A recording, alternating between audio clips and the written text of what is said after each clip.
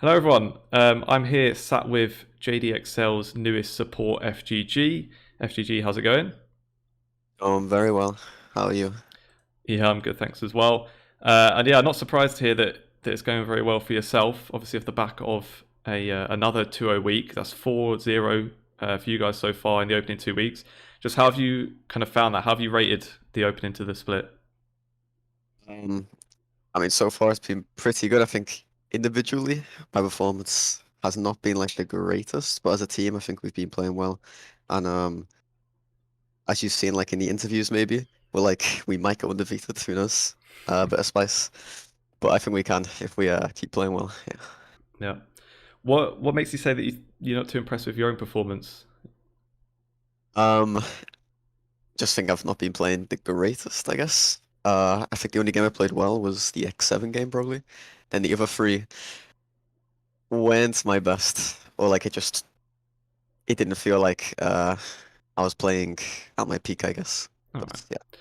That's fair enough. Just I wondered how you thought maybe even just personally things could change with the latest patch because you may disagree, but in my eyes, like when I see you play, I feel like you're like one of the kind of more engaged supports. It was kind of raved about how um, even just for the start of this bit so far, you seem to be working pretty well with Dan and you like linking up with him, making plays happen around the map.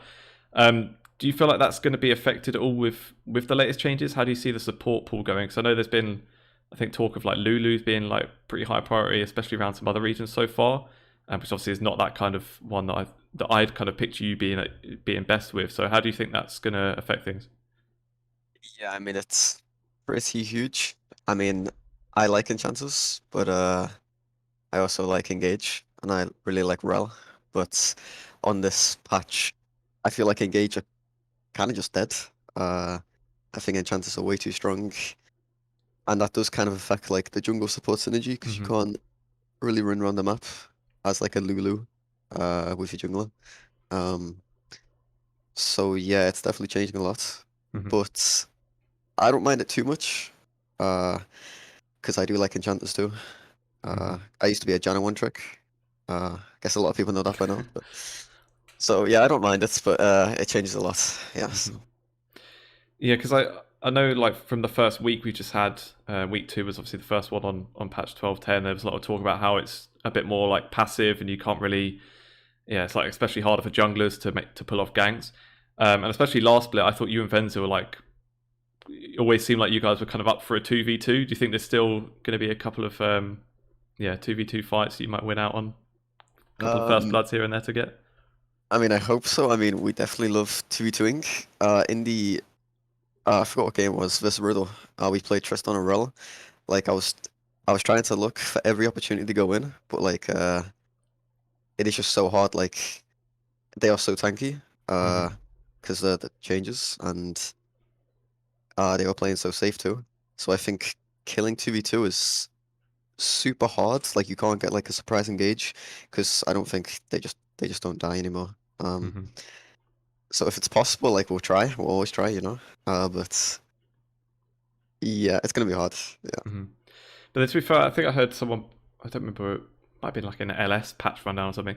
Um, or it might have been even been on the broadcast. Someone mentioned that like the kind of lane bully type champions are still going to be, or maybe you're going to be even better because now you're not as reliant on the jungle. So it is what can you win out in lane. So I suppose even if it's not that you can kill them necessarily 2v2, the fact that you guys are more up for having a scrap, maybe that's still going to help. Still keep the pressure on the things. But I just want to talk about that partnership you've got with Venzer now. So obviously you guys played together on Dusty last split, sorry, and then you've moved to JDXL together too. How did that kind of come about? Just in general, is it just kind of luck? You kind of both end up on Dusty, and then you've just found a good partner there, or what happened with that? Um, it was kind of just like XO were interested in me, right? And after like I was kind of like settled in XL, we went to look for AD carries, and like Venzo was an option, along with others, obviously, and Venzo was just like the one we went with, I guess, and I obviously like vouch for him because I think we're like good friends and we enjoy playing with each other, and our playstyle is similar. Um, so yeah, it's not really luck. Just happened, yeah. Mm-hmm. Yeah. And then how have you found that move to Excel just in general? Like obviously they are an LEC academy. We've heard before about those academy teams oftentimes will have sort of better infrastructure and things and just regular ERL teams. So what have you found it like? Both like in terms of just playing on an academy team, but also that kind of infrastructure side as well. What's the difference you've noticed? Well, the first difference is it feels a lot more real. Um, just because it's like an LSE Academy, and I've already done content for the team too. I had to travel to London, which I've never done before. Mm-hmm. It just seems a lot more real, like in Dusty. I was just like playing from my room, I was just like just playing basically. But now there's like a lot of content. There's a lot of stuff going on. And yeah, in terms of like the team, like we get a lot of info from the main team, in LEC, and we just have more tools, I think, than like a normal team. Mm-hmm. And it just feels really good. I am enjoying it a lot so far. Mm-hmm. Sounds good. How much crossover is there then with the main team? Do you get to like is Mickey X your mentor or what happens there? No, I mean I've not really spoke to anyone from the main team. It's just more like Torok can ask Mm-hmm. questions, and I mean I'm sure I could ask too, but I've just not got around to it. But yeah, Mm-hmm. basically. Fair enough. So kind of seeing that jump up to academy now, and I'm sure everyone knows about your kind of history of how quickly you've come through. So I was actually looking at it earlier to check the dates. It's still literally only like a year and a couple of months, I think, since the last time you were playing. You played in the UK EL, Yeah. and everyone, well, for anyone that doesn't know the story, so you were on the UK EL. Was it Resolve's Academy, I think, wasn't it? And then you ended up getting moved Yes. up to their UKLC roster, and then Yes. made it to the NLC, and now on Academy, and that's all within, like I say, sort of just over a year or so. Um, just firstly, I suppose how have you found that kind of rapid growth? Is that anything you expected when you first started playing? I mean, no, I don't. I think you're crazy if you expect to like go this fast, I think. But yeah, I mean, I've kind of just like accepted it. Like it was crazy.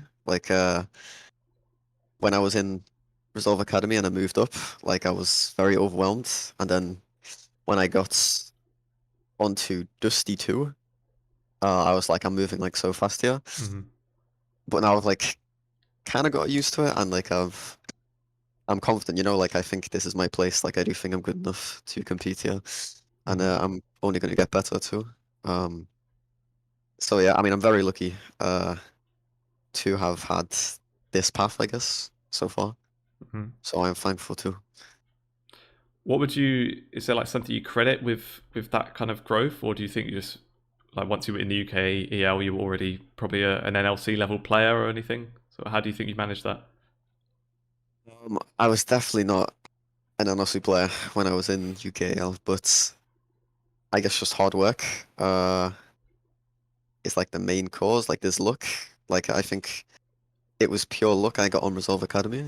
Um, and then from there, it was hard work um, that I put in, I guess. Um, and yeah, just work hard and dreams will come true, I guess. Mm-hmm. Then what would be like if there was someone, obviously UKEL's sadly no longer around, but if there was another player seeing your kind of growth that's maybe playing in Div 2 or Div 3 or something, what would be kind of like one piece of advice for them to be able to make that step that you did? Um, I think it's important to not give up and just keep working hard and like never slow down. Because the moment you slow down, you might just give up, I guess. So like even when it looks rough, you just got to keep trying, I guess, and your chance will come eventually if you deserve it. So yeah. Mm-hmm.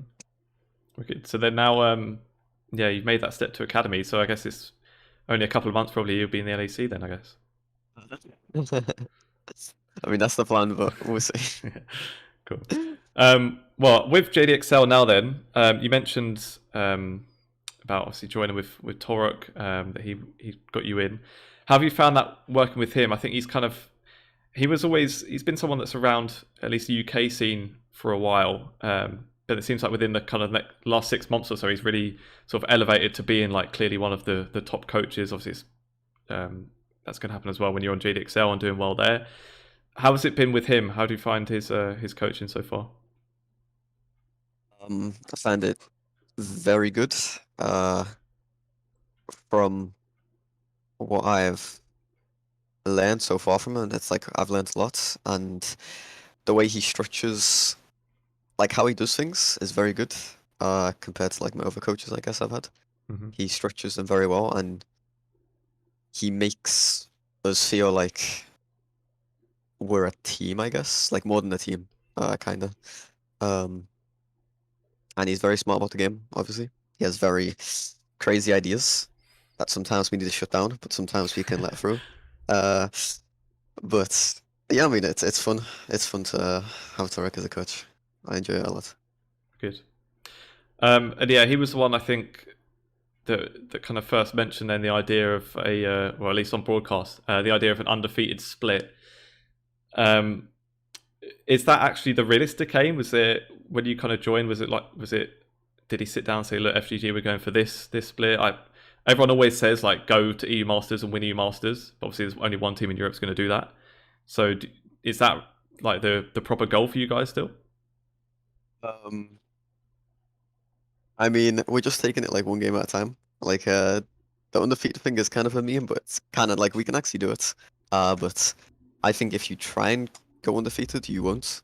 You need to like take it game by game and just play your best every game, and then like undefeated will come. Mm-hmm. I'm not sure about like our actual goal. Like our actual goal would be to do well at EU Masters, I guess. I've never been to EUM, but my goal personally would be to probably make it past groups, I guess.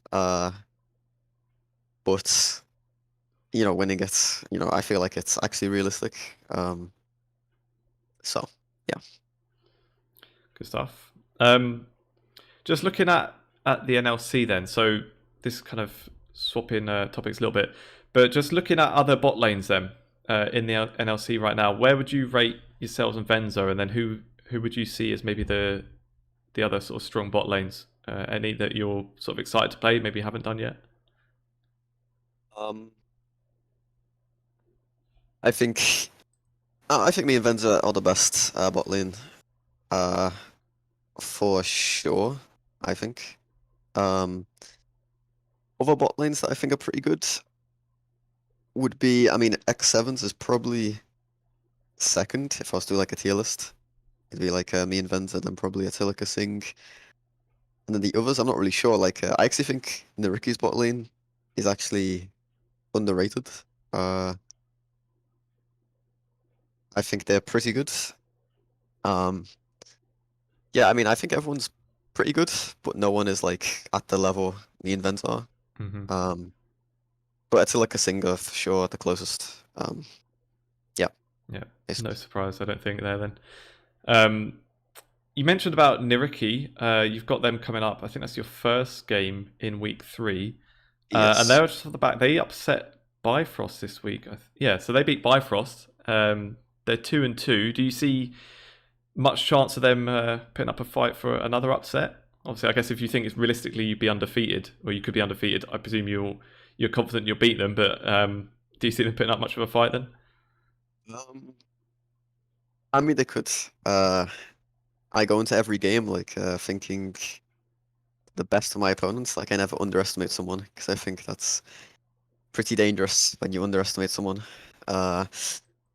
So we'll come in, you know, thinking they're, you know, a fine team.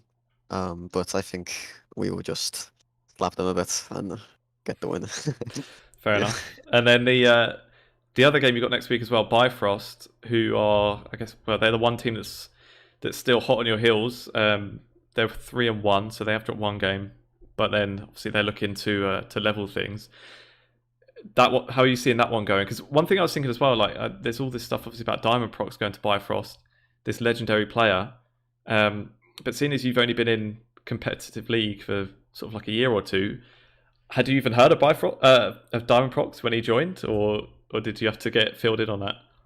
Um, I mean, I know Diamond Prox because I mean he is like a legend, right? But when I played League, like when I first started playing League, I don't think he was a pro, or I don't remember much of him anyway. Yeah,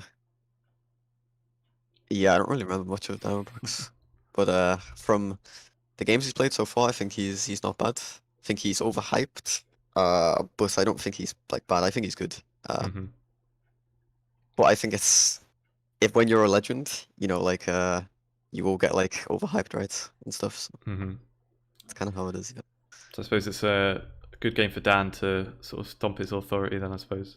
Yeah, I mean, I do want to say like Dan has been smurfing super hard, and I'm very glad I have Dan on my team. Wicked. All right. I think we'll maybe leave it at that there then. Good place to end. So yeah, good luck with those next games. Thank you for the interview, and good luck with the rest of the split. Thank you very much.